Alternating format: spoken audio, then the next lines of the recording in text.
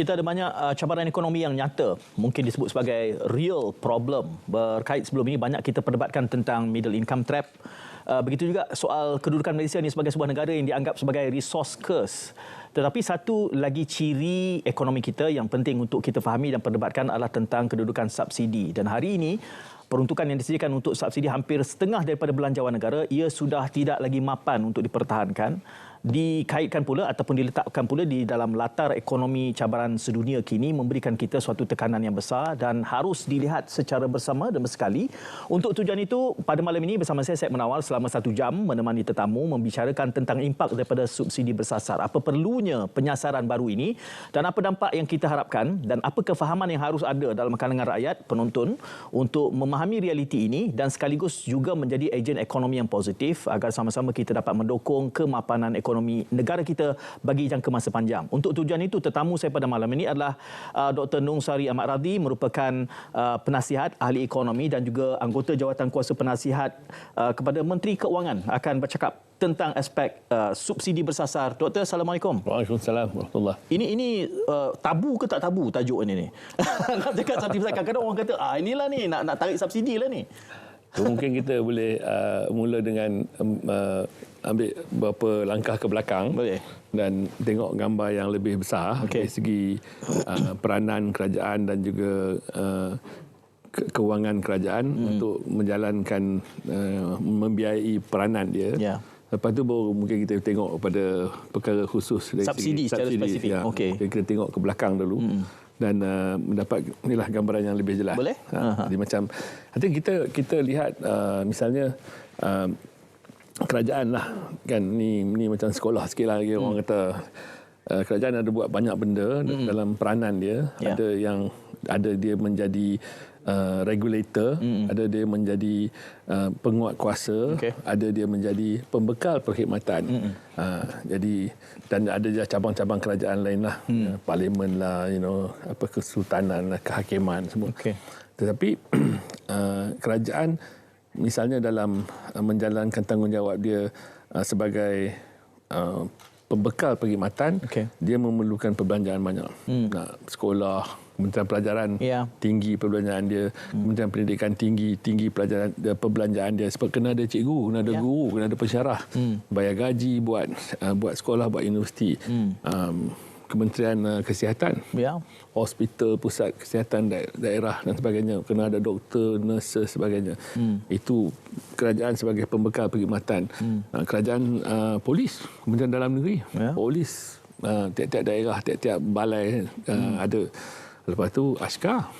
Yang ni kerajaan sebagai pembekal perkhidmatan, jadi dia belanja banyak. Dalam pembekalan ni, kebanyakannya dibekalkan secara percuma lah. Macam askar. Takkanlah nak cas kita, nak menjaga polis nak cas kita kan. Tadi yang macam sekolah dengan universiti pun, dengan hospital, pusat kesihatan pun, pembekalan perkhidmatan kerajaan ni pada kadar yang sangat murah.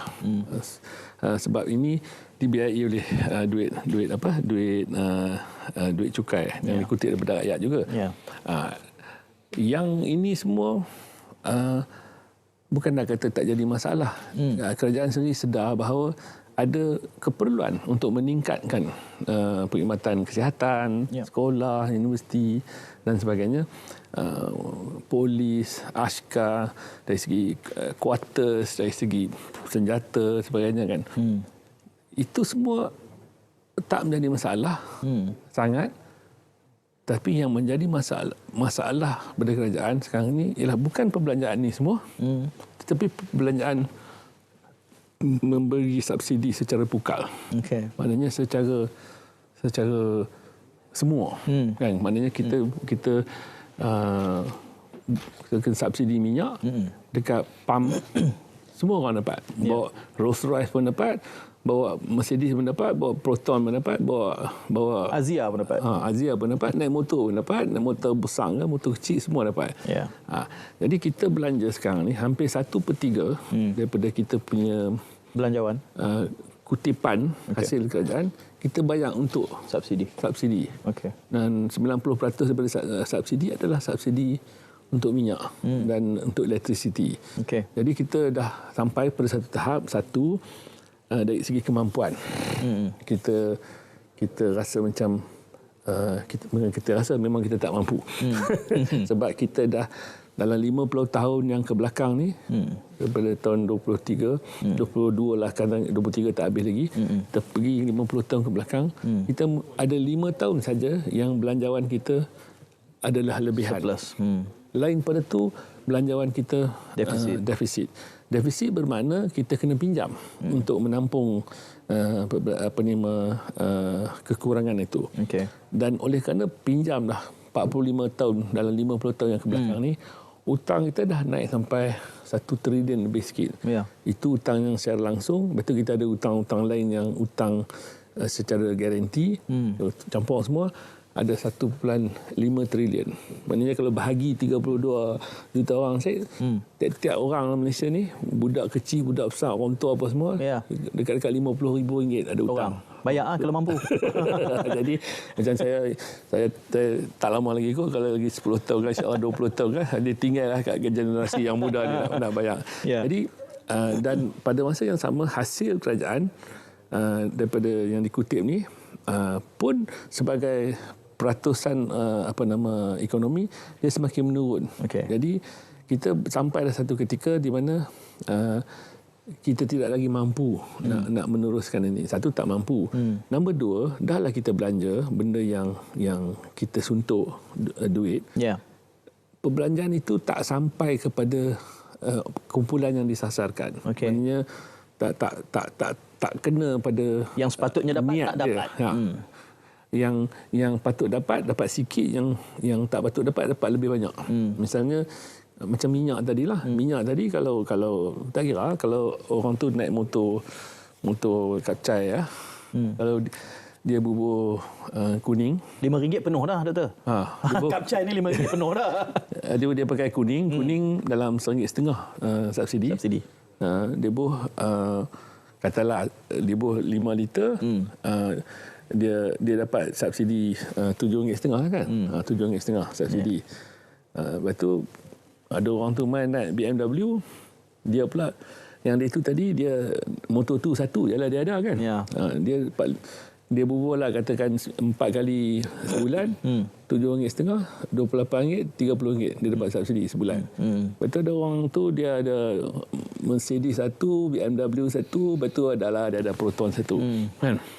Kalau dia pakai 1,000 liter dalam sebulan, 3 kereta dia, jadi dia dah dapat 1,500. Yang tadi dia tu dapat RM30. Jadi tapi dia ni orang yang mampu, dia dapat lebih. Orang yang tak mampu, yang sepatut diberi pertolongan, dapat sikit. Tu kita belanja benda yang kita dah tak mampu, tapi kita belanja kepada orang yang bukan disasarkan kan. Itu satu yang kita kena ubah.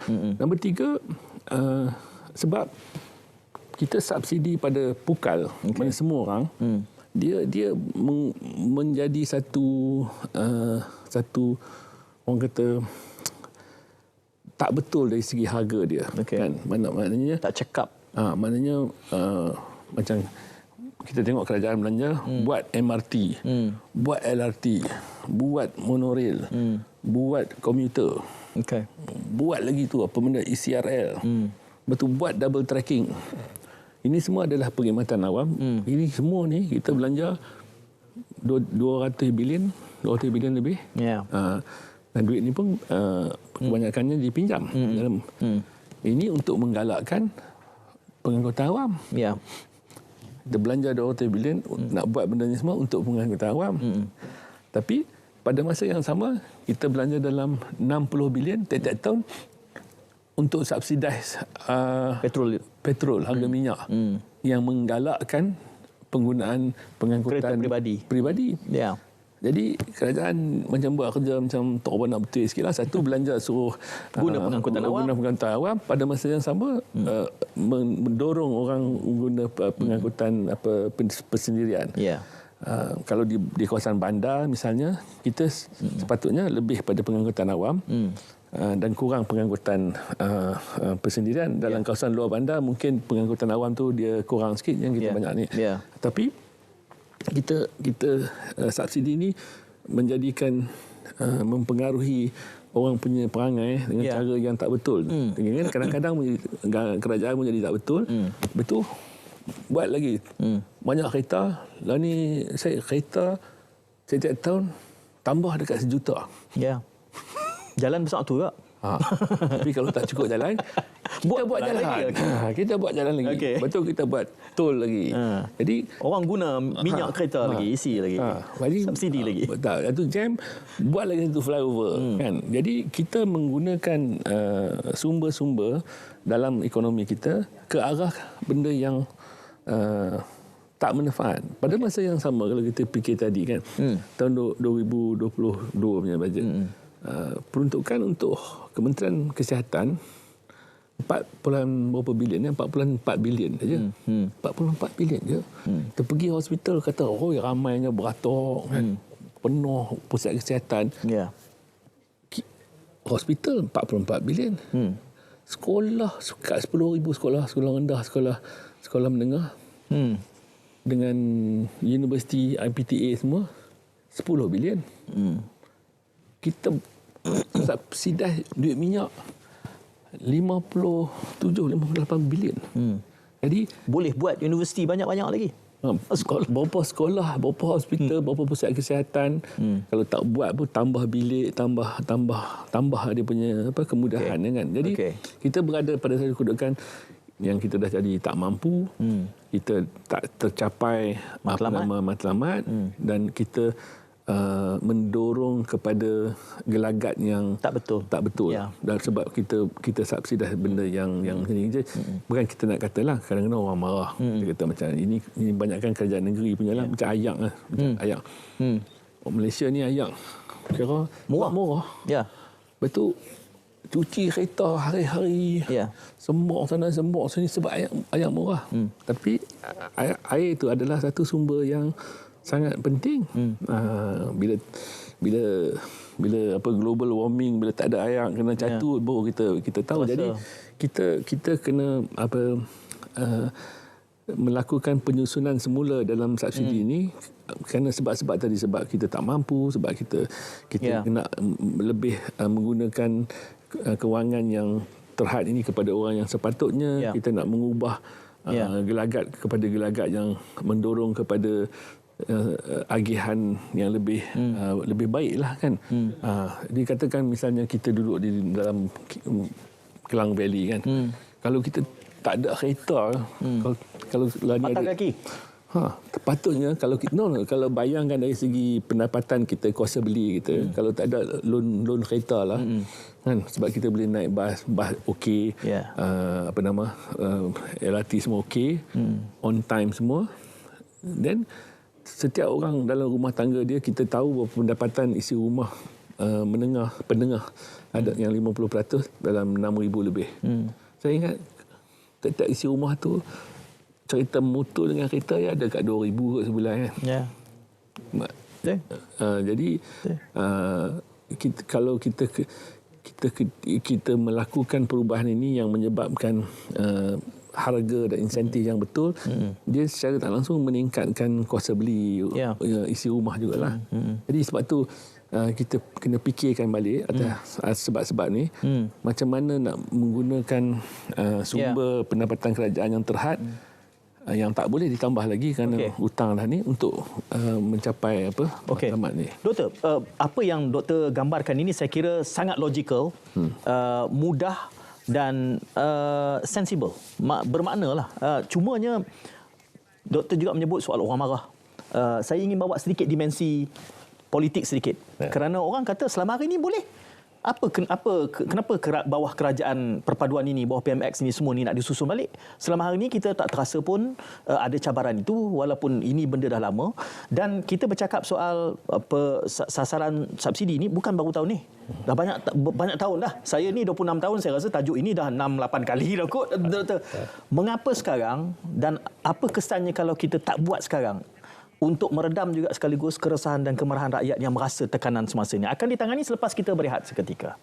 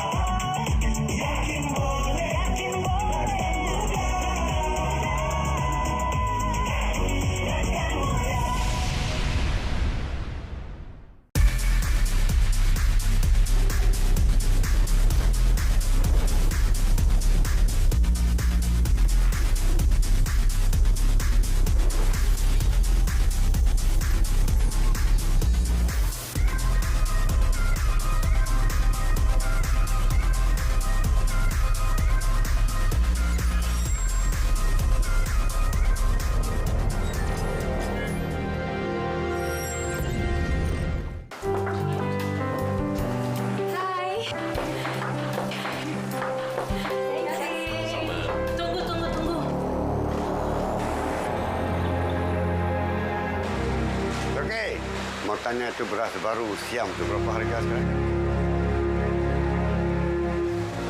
Hai, 嚟，哎呀，你出問題晒。Maaf deh, perempuan tanya. Halo?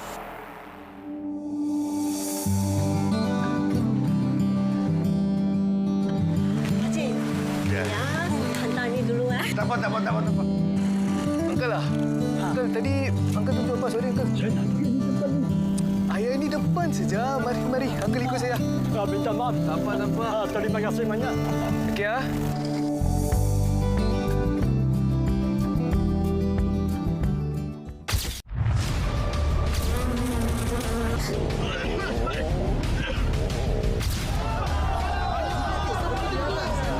Kampung kita ni kotor lah tu.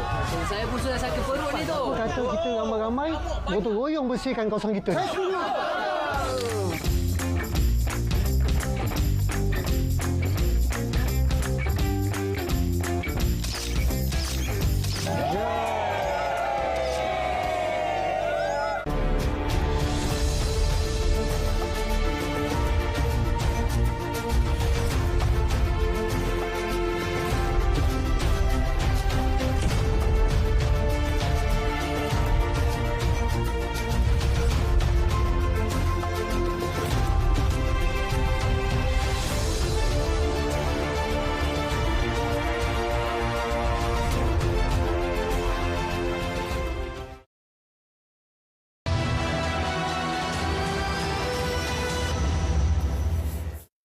Okay, kita sedang membicarakan secara langsung tentang impak subsidi besar. Belum tiba kepada impak lagi, Doktor. Tetamu saya adalah Dr. Nur Sari Ahmad Radi, ahli ekonomi dan anggota Jawatan Kuasa Penasihat kepada Menteri Keuangan.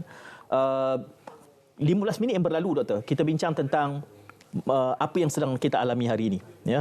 Dan kita menyedari, saya sebutkan bahawa pengkisahan, storyline yang doktor bawa tu bagi saya sangat mudah difahami dan sangat appealing. Betul, kita berdepan dengan realiti ini, herutan di dalam pembahagian dasar untuk subsidi. Mereka yang kaya mendapat lebih subsidi, manakala mereka yang kurang mendapat manfaat dari subsidi. Dan ini perlu dibetulkan. Yang saya bangkitkan sebelum kita berehat tadi, yang saya gantung soalannya adalah mengapa sekarang? Kerana doktor juga menyebut rakyat marah. Harga barang makin naik. Dan tiba-tiba pada peringkat ini kita nak menyusun semula. Jadi ini akan menimbulkan keresahan dalam keadaan kita cuba membetulkan benda untuk bergerak ke depan, tapi kita menambah lagi beban. Bagaimana kita menjelaskan ini kepada rakyat? Dia sebab kita kenapa sekarang? Ya, patutnya dulu dah patutnya buat. Kenapa tidak 10 tahun dulu? Betul. Kan? Kenapa tidak 20 tahun dulu? Dia 20 tahun dulu masalah tu lebih kecil. Maknanya keberhutangan kerajaan itu ada, tetapi lebih kecil. Walaupun kita tahu ada subsidi itu pergi kita menggunakan dana yang patut boleh digunakan untuk buat benda lain. Kita buat juga, dan kita tahu kita buat macam tu pun pergi pada orang yang tak bukan sasar, kita buat juga. Kita buat pun kita tahu dia menjurus kepada gelagat yang tak betul, kita buat juga. Pasal apa? Pasal kita nak jadi popular. Ya, itu dasar populis. Kita nak bagi murah. Jadi kita teruskan jadi tukar kerajaan, Perdana Menteri lain dia tahu masalah tu. Semua orang tahu masalah tu. Jadi tapi tengok boleh lagi boleh pinjam lagi boleh selagi boleh tahan je lah. Jadi kalau saya ingat masa Pak Lah kan, masa lepas Mahathir, masa Pak Lah pun cuba nak susun semula subsidi minyak ni. Ada ingat sekali tu dia buat, tapi dia buat banyak sangat kot. Naik apa, saya ingatlah RM2 naik dekat RM3. Lompat orang. Lepas tu dia pun patah balik, kan? U-turn juga.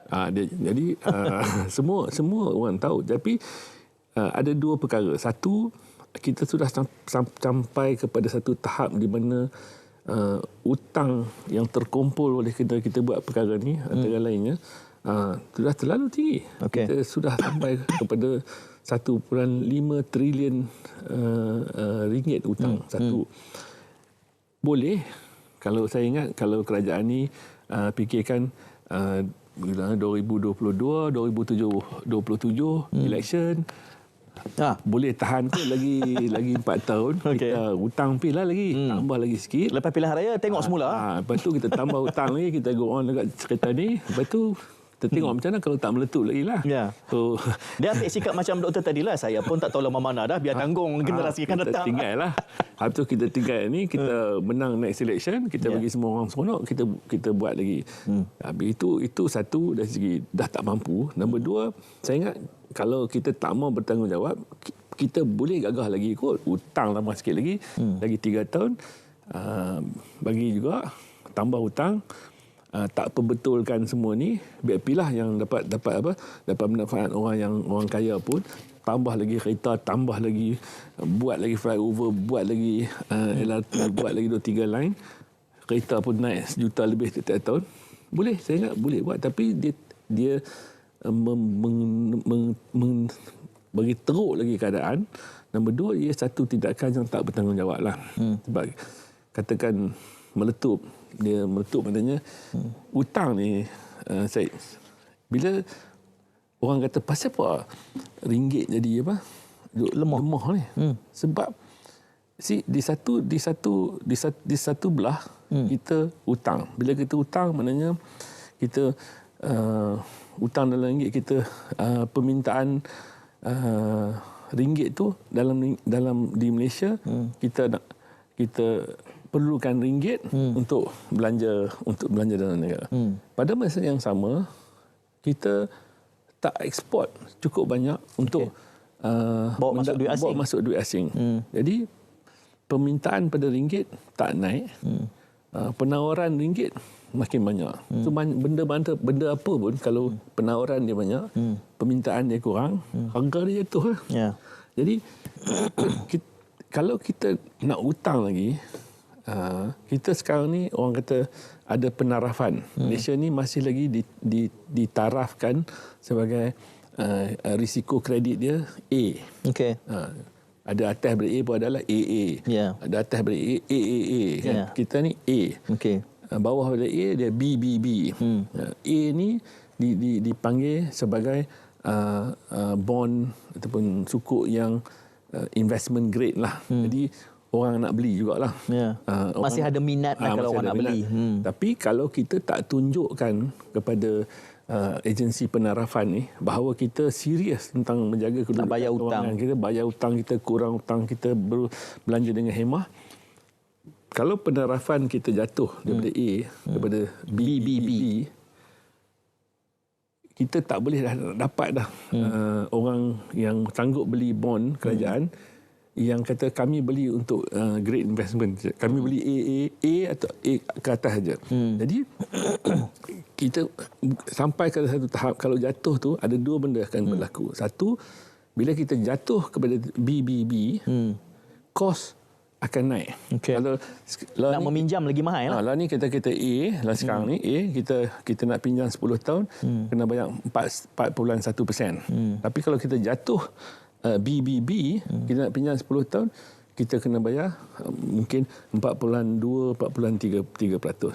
Tapi lebih teruk pada tu, kalau kita jatuh BBB, orang tak mahu pinjam pun. Bukan masalah nak bayar balik. Bukan masalah kadar tu naik. Naik pun orang tak mahu pinjam. So kita kena jaga sebagai agensi penarafan ni yang pasaran modal yang kita bagi pinjam ni, yakin bahawa kita serius. Kan? Depa dah bagi warning. Kerana yang depa tak bawa turun kita jadi A ke triple B ni, sebab kita ada minyak lah. Sebab kita mujur berapa lama? Kita ada Petronas lah. Honest, secara terang sebab kita ada Petronasnya. Jadi kita pun kena, kalau kita tengok dalam sumber pendapatan kerajaan, cukai langsung ni cukai pendapatan, cukai korporat ni, cukai langsung, betul, cukai tak langsung, cukai sales tax apa semua ni, campur dua ni, tak cukup untuk membiayai pembangunan mengurus. Kita kena tambah sikit daripada Petronas baru cukup pengendalian mengurus. Perbelanjaan pembangunan yang buat itu cerita yang lain. Jalan yang tu semua pinjam. Subsidi masuk dalam perbelanjaan mengurus. So 1/3, hampir 1/3 daripada perbelanjaan mengurus tu yang bersamaan dengan hasil adalah bayar subsidi je. Okey. Jadi sebab tu saya tanya, oi, dulu boleh pasal ni tak boleh. Selama hari ni kita sembang juga bab ni, tapi relax je nampak. Itu sebab kita lebih bertanggungjawab lah. Okey. Nombor 2, sebab kalau kita tak bertanggungjawab, kalau kita nak tambah hutang, kita nak tolak, nak main lagi risiko ni, bolehlah kot. Kalau dan terlepas 2026, election 2027, menanglah. Tapi Susunlah lepas tu. lepas tu hang ambil lah kerajaan. Jangan susun sekarang. Ataupun kita dalam pada tu jatuh penarafan kan. Okey. Segalanya berkemungkinan. Ya, Sementara menantikan episod yang itu. ya. Doktor, bila kita bercakap soal subsidi bersasar ini, hari ini, kerana gambarannya tadi minyak. Memang kita tahu subsidi bersasar subsidi paling banyak adalah untuk minyak. Tetapi adakah itu sahaja yang akan disasarkan ataupun nanti kemudiannya yang lain-lain pun sama? Dia kadang-kadang orang terlupa actually sekolah, hospital. Itu pun subsidi juga tu. Semua tu subsidi kan. Dah subsidi dah. Dan bayaran kesihatan, klinik dan juga makanan sekolah dan bayaran bayaran BSH ni bayaran sara hidup ni itu pun adalah subsidi. Bukan subsidi, itu pindahan cash. Now cash transfer kan. Jadi mekanisme untuk melaksanakan subsidi bersasar ni, yang tu I think kerajaan tak decide lagi. Dia boleh yang kadang-kadang delay ni dulu ni sebab dia duk fikir mekanisme macam mana nak buat kan, nak bagi boleh buat yang secara bersasar ni. Dulu 10 tahun dulu dia pun duk fikir pakai kad tu, dalam kad tu ada subsidi itulah. Jadi orang tu boleh pakai katakan 10 liter atau 100 liter kan. Jadi dia pakai, tapi kad tu jadi satu kerja pula saya. Kad tu kos juga. Kad tu kos, betul. Kad tu setiap petrol station boleh kena baca kan. Segala ni sistem nak baca tu pula. Sistem nak baca tu pula jadi mahal. Jadi itu satu cara lah, tapi kita boleh beri kepada Siano tu yang disasarkan untuk untuk membeli pada kadar yang lebih murah. Ataupun kalau ditetapkan Siano tu layak menerima subsidi, satu kaedah lain ialah transfer cash tu kepada dia kan. Tapi orang kata bagi cash kat dia, tapi tak beli minyak, pergi beli rokok ke apa benda pula. Tukar handphone. Beli kredit, beli prepaid.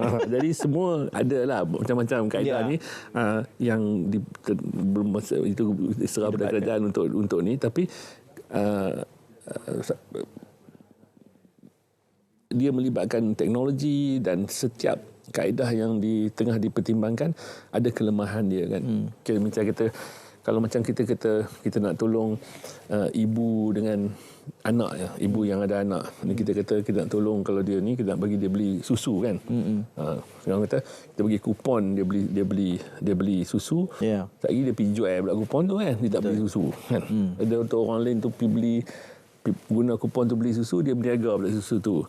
Subsidi yang kita nak buat subsidi minyak ni pun dia boleh jadi itu satu bentuk tirisan. Tapi ketirisan tu tak seteruk ketirisan yang kita kata, walaupun tak perfect penyelesaian tu, ianya lebih baik daripada sekarang. Sebab ketirisan sekarang teruk. Misalnya kita sekarang ni harga diesel kita punya rendah, lah ni duit tirih duk pergi ke Siam, seludup lah ni. Seludup lagi besar daripada kos kalau kita nak buat kaedah bersasar ni. Dia tak akan perfect, tapi ketirisan situ tak ada perbandingan dengan ketirisan yang sekarang ni. Yang duk berseludup habis semua pergi. Betul ya. Sekali lagi saya cuba meletakkan orang pakai kasut penonton lah. Saya cuba pakai kasut penonton untuk faham, kerana kita tak boleh mengelak perbincangan ini dibaca secara politikal. Dalam debat-debat, bila kita bercakap soal subsidi harus disusun semula, khususnya dalam berkait tentang minyak ini, selalu saja hujah yang dibawa termasuk oleh pimpinan politik. Dia kata minyak kita masih lagi antara yang paling rendah di rantau ini. Jadi ini benda yang messagingnya dia so kalau murah maknanya akan naik sebanyak mana, apa kesannya kepada saya. Kemudian dia kata kalau dibuang subsidi ini akan beri kesan kepada inflasi pada barang-barang lain keperluan. Jadi dia jadi serabut bila dengar cerita nak susun semula nak buang subsidi ini. Ini nak minta doktor berikan pencerahan selepas kita berehat seketika.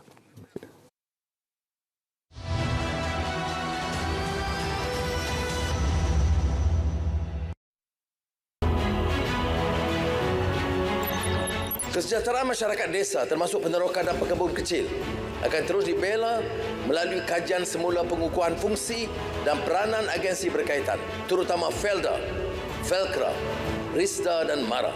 Kerajaan memperkenalkan insentif khas sumbangan kesihatan rahmah sebanyak RM300 bagi warga peneroka berumur 65 tahun ke atas dan akan membina 12 pusat hemodialisis di semua kawasan Felda dan di premis Yayasan Felda di Kelana Jaya. Dalam program Felda Madani, para peneroka akan terus mempunyai peluang untuk menjana pendapatan lebih baik. Ini termasuk pelaksanaan program peningkatan keterjaminan makanan dan langkah drastik bagi membantu peneroka getah beralih kepada tanaman komoditi lain. Marilah kita mengambil iktibar dengan kejatuhan serta keruntuhan tamadun dan kuasa besar dunia akibat daripada budaya fitnah yang mendominasi dan membarah dalam kehidupan bangsa ini.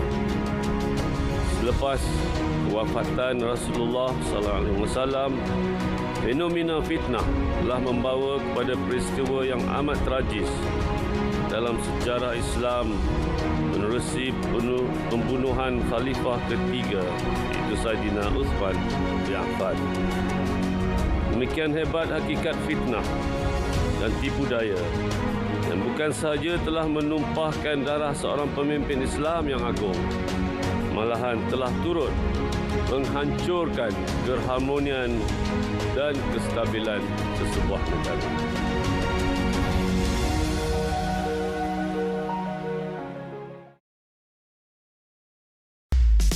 Mulakan hari anda dengan informasi terkini. Liputan menyeluruh. Aksi tanpa henti.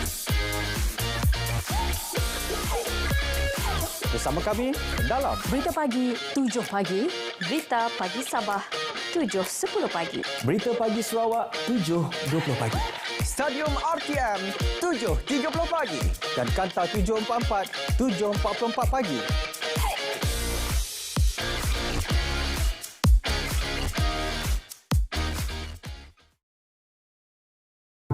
Perkhidmatan perubatan di seluruh negara memerlukan 2,000 beg darah setiap hari. Mengikut tinjauan, hanya 2.5% penduduk Malaysia mendermakan darah. Bagi setiap beg darah yang diperolehi, ia mampu menyelamatkan 3 nyawa. Kami perlukan darah anda. Jom derma darah.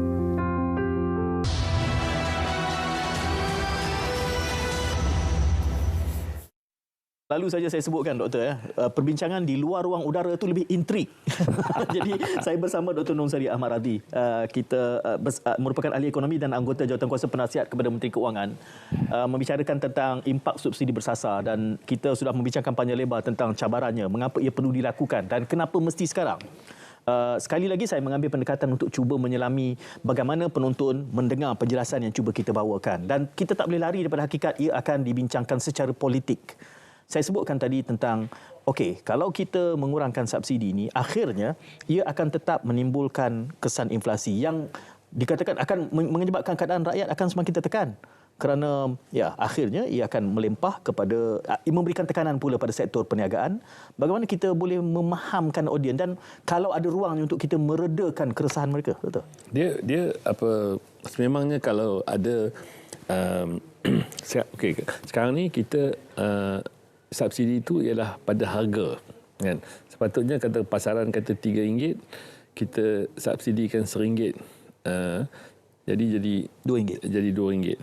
RM2 pada harga itu. Maknanya kalau jualan tu 1 juta kilo, 1 juta liter, makalah sejuta lah ringgit dia punya ni subsidi. Persoalan tadi siapa yang dapat makan besar, siapa yang makan kecil, kan. Betul. Tapi kalau kita buang semua ni, maknanya harga tu akan naik daripada RM2 jadi RM3 dah kan. Maknanya itu kenaikan harga lah, inflasi kan. Secara one off akan berlaku benda tu. Tapi itu dari segi kenaikan harga. Tapi period yang satu lagi, bulan yang satu lagi ataupun suku tahun yang satu lagi, kenaikan itu tak akan berlaku dah sebab dia dah adjust. Dah naik sekali. Dah adjust sekali. Tapi yang kita nak beri tumpuan bukan sangat pada itu dan kesan inflasi yang one off. Tapi apakah kebajikan mereka yang terjejas kuasa beli dia sebab dulu dia beli RM2 sekarang naik RM3. Jadi kalau dulu dia beli RM2 katakan 10 liter lah, katakan 10 liter RM20 kan. Jadi sekarang jadi RM30 ya. Jadi kita kena beri dia RM10 lah kan. Ya, betul. Untuk dia beli pada tahap yang sama tapi pada harga yang berbeza. Jadi dia pakai 10 liter, sekarang pun dia pakai 10 liter. Betul. Tapi pendapatan dia tidak, kuasa beli dia tak terjejas oleh kerana harga tu naik RM1 sebab kita bagi kat dia RM10. Jadi kaedah dia macam gitu cash lah. transfer lah. Cash transfer kita lah. akan beri. Di situ pentingnya untuk kita tahu butiran, perincian database. Sebab ini pun satu isu juga ni. Kadang-kadang minta berlapis-lapis pun ada doktor minta situ sesudahnya tiris juga dalam konteks pengagihan tu nanti. Jadi okey, satu orang cakap banyaklah ada kaedah ni tapi kaedah kalau dalam literature ekonomi lah, kaedah yang paling cekap sekali, kaedah yang cekap dalam erti kata mudah dilaksanakan, sampai kepada sasaran dia ialah cash transfer. I'm not saying that kita nak buat cash transfer, itu kerajaan yang decide lah. Tapi cash transfer pun ada kelemahannya, salah guna dia lah. Betul. Tapi itulah kaedah yang paling cekap untuk mengatasi masalah ini.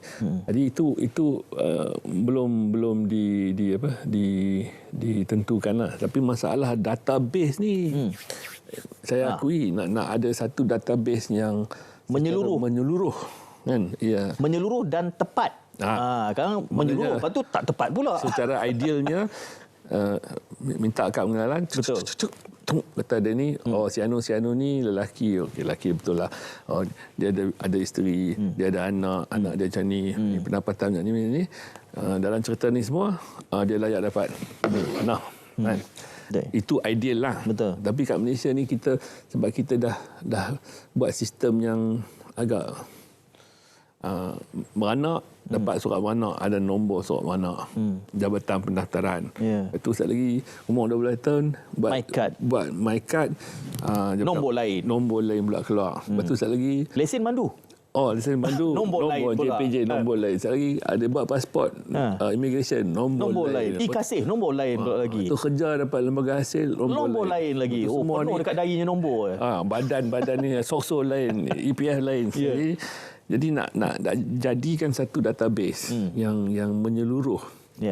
Satu cabaran jugalah. Betul. Kita kalau nak buat benda ni kena ada satu database yang cekap. Lepas tu ada pula undang-undang lah. Dia ni ada undang-undang dia ni ada undang-undang dia ni kata aku tak boleh share dengan hang tak boleh share dengan aku.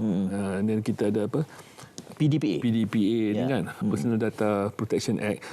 I think dia orang tengah bangunkan nanti Kementerian Rafizi punya Kementerian Ekonomi, I think yang akan bangunkan database ni untuk melaksanakan itu akan lebih reliable lah nanti, lebih menjamin ketepatan kejituan. Sebab saya dengar juga kadang-kadang nakal juga orang yang minta bantuan ni, dia pergi jumpa satu parlimen ada 3 adun dia minta bantuan. Ni soal sikap juga ni doktor. Boleh lah. Kita kalau kita dulu pun duk buat kerja macam ni sikit-sikit tu ada macam kita tanya Khariah. Khariah ada list dia. Betul. Tanya kebajikan ada list dia. Betul. Tanya macam-macam pihak dia ada list dia. Tapi kalau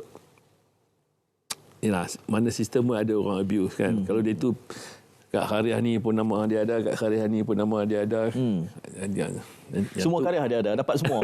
sebab itu saya dengar ada waktunya agensi yang kebajikan ini yang menangani, dia kata ada pihak yang di bawah ni B40 ni tak mau graduate. kerana dia nak kekal mendapat manfaat daripada ketirisan, kelemahan sistem. Actually masa di negara lain yang ada sistem jaringan sosial ni. Misalnya macam kita bantu pada orang yang cacat, kurang kemampuan, ada pendapatan rendah, tapi kita misalnya jaringan sosial kita tak ada macam sampai bagi orang tu tak hilang pekerjaan, kita bagi pendapatan sementara, kita dia transition dari satu jawatan ke satu. Jadi kita selalu kata falsafah kita dululah, kita kata falsafah kita kita tak bagi duit saja-saja. Kan? Tapi saya ingat pendekatan macam tu harus dilakukan sekarang. Harus dilakukan dengan syarat database-nya tepat. Kita tak ada salah dari segi kerajaan menjamin bahawa sekian-sekian setiap rakyat mempunyai jaringan sosial yang minima yang membolehkan dia hidup secara yang menasabah lah kan. Jadi kita kalau kalau dia ada melibatkan cash transfer, okey, setengah orang kata dari segi falsafahnya, aku nak bagi duit. Pasal apa kerajaan bagi kat duit? Dia tak buat apa benda dia buat duit kan? Itu saya ingat pandangan macam itu tak betul. Terutamanya dalam adjust pasal subsidi ni, kita kena pelihara kebajikan isi rumah dan yang rentan, vulnerable. Supaya at least dari segi penggunaan dia, consumption dia, kalau kebajikan dia adalah berkadaran dengan consumption dia, dia tak akan jatuh kan. Kalau tidak, sekali lagi kalau dia makan 1000 kalori, betul sebab menunya ni dia tinggal 800 kalori kan. Jadi dia ada kesan-kesan yang lain. Jadi kita kena letakkan jaringan yang minima, yang kita pastikan bahawa dia akan terjamin dapat yang itu sememangnya sebahagian daripada perancangan ini. Bukan nak buang ni saja, nak buang macam ni, bukan nak buang lah, kita nak alihkan penggunaan dana ke sini pada penggunaan dana kat sini. Kan? Itu kaedah dia, bukan nak kata nak buang kan. Okey. Saya nak nanti kita bincang bila kita kembali daripada berehat, ada sekitar 1 minit sebelum kita berehat. Saya sebutkan tadi soal minyak kita ni hujahnya lagi murah daripada negara lain. Betul. Itu pendekatan yang populis. Betul. Kerana tidak mahu dinaikkan selama hari ini dan harus dibetulkan. Minyak kita memang murah dalam rantau ASEAN ni. Kita paling murah sekali tolak Brunei. Brunei murah sikit daripada kita.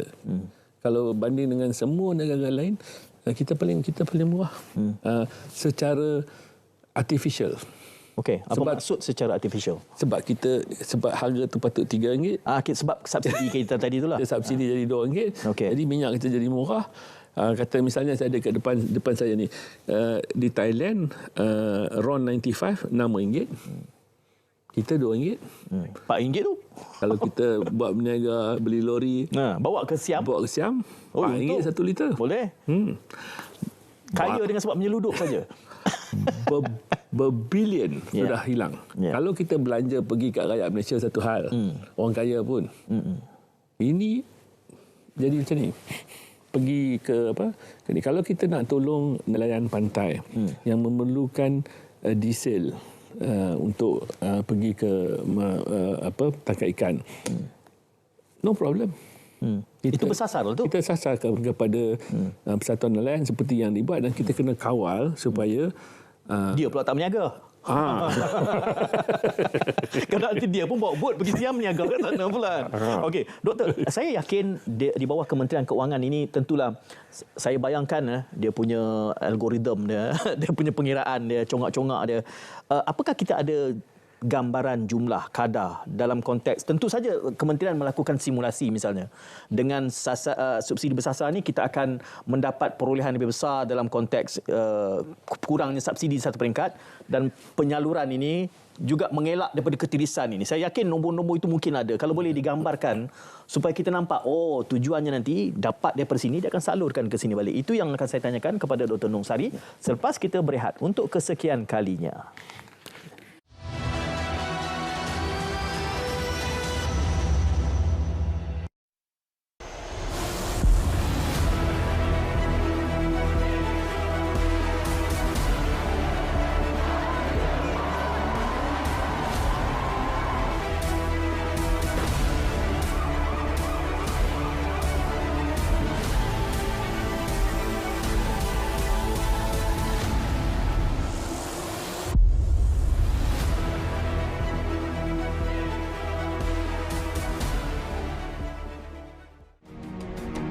Apabila baginda berjanji, nescaya janji tersebut akan dikotakan. Baginda tidak berbicara kecuali dalam hal-hal yang bermanfaat dan tidak pernah menuturkan tipu daya, apatah lagi nista kepada pengikut maupun penentangnya. Setiap tutur bicara baginda mengandungi kebenaran, nilai-nilai akhlak terpuji tersebut yang telah diwasiatkan Rasulullah sallallahu alaihi wasallam untuk diikuti oleh sekalian umat. Beta ingin menyeru pada seluruh rakyat beta untuk bersama mencontohi akhlak warisan maknawi Rasulullah sallallahu alaihi wasallam yang amat bernilai dan istimewa. Marilah kita terapkan akhlak mulia dalam pertuturan dengan menutur bicara kebenaran, bersikap jujur serta menjauhi fitnah.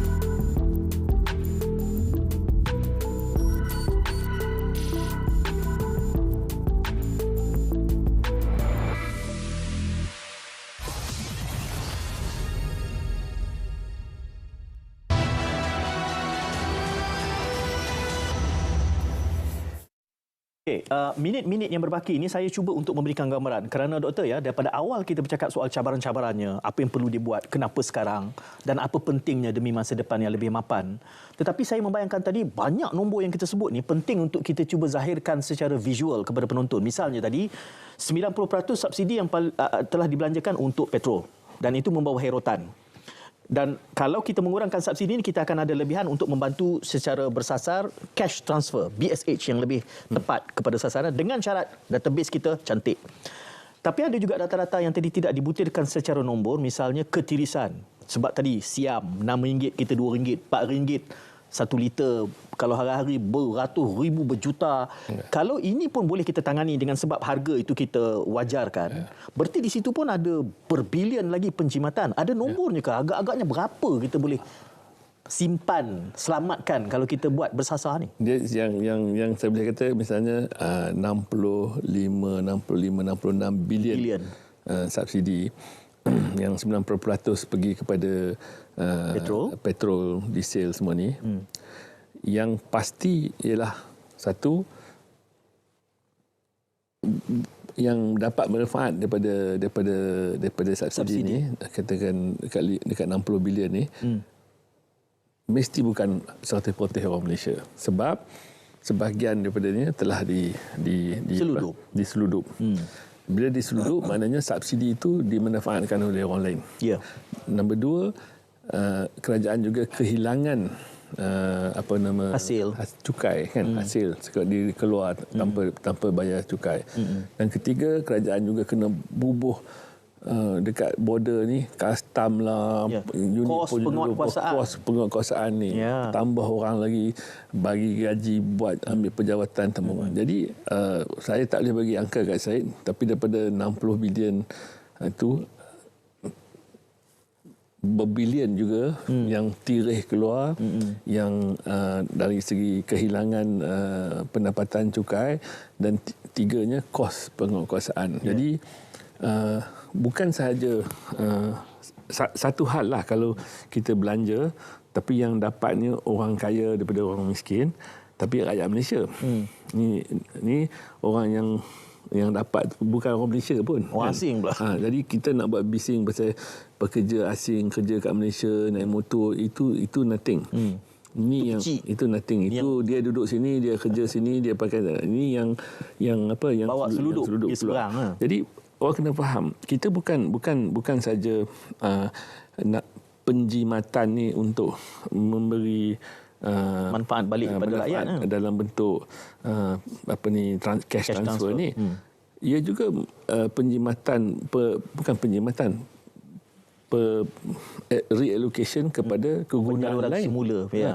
Misalnya kalau perbelanjaan Kementerian Kesihatan 44 bilion setahun. Kalau sini 60 bilion, 10% of that is 6 billion. Apa lagi yang boleh dibuat? Yang boleh dibuat dari segi hospital, dari sekolah, dari segi perumahan awam, kan? Perumahan awam kita dalam 1 bilion lebih saja setahun. Jadi orang kena fikir apakah kegunaan cukai hasil ni? Kerana perumahan awam sekarang 1.7 bilion. Ketirisan orang selundup tu saya ingat lebih daripada 1.7 bilion. Kan? Nak buat satu hospital, nak perbaiki naik taraf pusat kesihatan daerah. Nak tambah perjawatan doktor, nurses yang bising itu hari kan. Ni gaji progresif. Lagi kita kena bukan penjimatan ini nak disalurkan dalam bentuk tunai, tapi disalur kepada kegunaan-kegunaan lain yang boleh dimanfaatkan oleh rakyat secara terus. Maknanya kerajaan nak tingkatkan perkhidmatan yang diberi dengan mengguna dana yang 1/3 sekarang ni dibelanja untuk tujuan ni. Mungkin sebahagian dibelanjakan untuk tolong yang orang ni, tapi sebahagian digunakan di tempat-tempat yang lain. Bukan nak bagi kepada rakyat juga dalam bentuk perkhidmatan yang lain. Doktor, saya bayangkan usaha untuk melakukan ini sebenarnya dah lama kita dengar.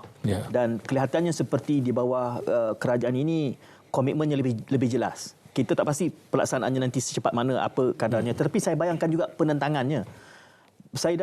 Ini agak populis lah perbincangan dalam teori konspirasi semua ni, yang dia kata okey, dalam politik ni akan adalah dia punya persepsi buruknya. Tetapi saya bayangkan ada juga pihak yang selama hari ini dapat manfaat dengan ketirisan yang juga akan melawan sistem ini, penambahbaikan ni. Kartel misalnya yang selama hari ini duduk seluduk, mereka ni yang paling benci kepada penyusunan semula subsidi ni. Kira dalam satu macam ni ada sampai kita belanja sampai 60 bilion. Sudah tentu ada kepentingan yang mau mengekalkan legasi rejim lama, rejim macam ini sebab dia mendapat manfaat daripada macam ni. Tapi dia boleh mengeluarkan naratif cerita-cerita yang kata alah dulu boleh buat pasal sekarang tak boleh buat kan, orang lain puluh tahun buat you tak boleh buat kan. Tapi sebenarnya dia mengenengahkan benda tu untuk melindungi kepentingan dia untuk mengekalkan keadaan sekarang. Apa salah kita nak memberi subsidi kepada kumpulan yang lebih memerlukan daripada yang tak memerlukan? Salah tak mana Syed? Apa salah kita nak ambil daripada sini yang kita tahu ada ketirisan dan salah guna, kita nak beri kepada pusat kesihatan ataupun sekolah ataupun perumahan awam. Salah tahu mana. Tapi dalam naratif kedai kopi ke, sekarang ni orang tak kedai kopi, orang kafe apa semua.